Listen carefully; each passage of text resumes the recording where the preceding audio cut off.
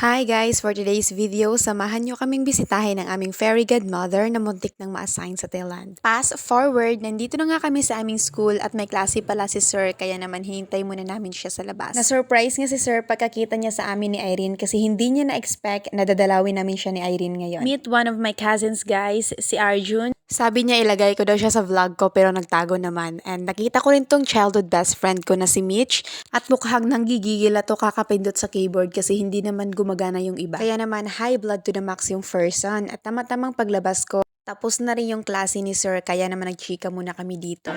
Sir, video mo lang na, sir.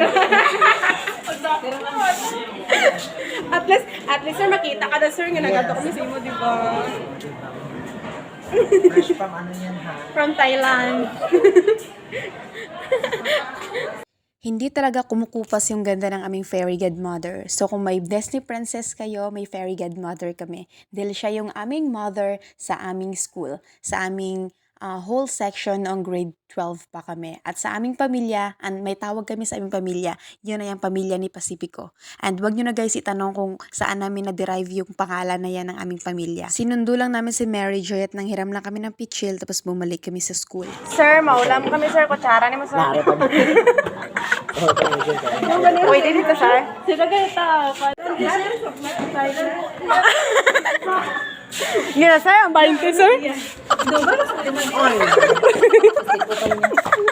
Bumalik kami sa school kasama na namin si Mary Joy, bali tatlo na kami kasi nalimutan na naman naming dumala ng kutsara kaya naman nanghiram kami dun sa school. Pagbalik namin may klase pa nga si Sir pero nilabas kami ni Sir at saka nanghiram kami ng spoon sa kanya. Tapos ang peg, nanghingi na rin kami ng 20 pesos kasi sa sobrang excited namin na dalawin si Sir, hindi na pala kami nakadala ng pera.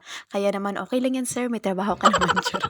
So pagkatapos nanghiram na rin kami ng panungkit dahil malapit lang dito sa school yung pangungunan namin ng mga buko. And struggle is real talaga kapag wala kayong kasamang lalaki guys. Kasi pag mga babae lang yung hahawak ng panungkit, ang bigat guys, super. And back then, ng grade 12 pa kami guys, sobrang sulit talaga ng aming section. Dahil di ba we are family of Pacific Ocean. At yung aming mother ay si Sir JP. Yung tawag namin sa kanya ay Mama Inday. Kaya naman, every vacant time namin ay nangunguha talaga kami ng mga buko. Tapos ginagawa namin buko juice at dinadala sa school. Tapos kumakain kami, nagmimerienda kasama minsan si Sir. And may time minsan na mayroong condition si Sir na pag nakapasa kami lahat sa kanyang exam ay mag-outing kami sa beach. Kasi may beach dito sa aming isla at sobrang ganda doon guys sa Alegria Playa Beach. Yun yung isang mga sikat na beach doon sa amin. Tapos magdadala kami ng pagkain.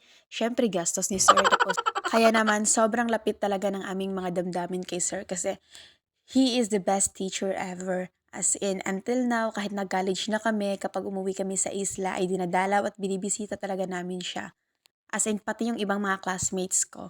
Nang malaman ni Mary Joy na nandito ako sa isla at saka si Irene, ay inaya niya kaming pumunta kay Sir at magmuha na rin ng mga buko para dadalhin doon habang nagchichika kami day Sir ay may kinakain kami.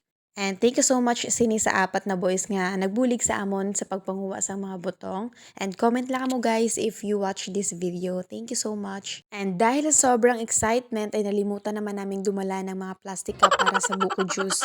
Kaya naman buti na lang andito si Ma'am Donna at meron pala siya mga plastic cup sa kanilang classroom. Kaya yun na lang ang aming ginamit. Binigyan na rin namin yung ibang teachers namin dito dahil marami naman yung nakuha naming buko juice.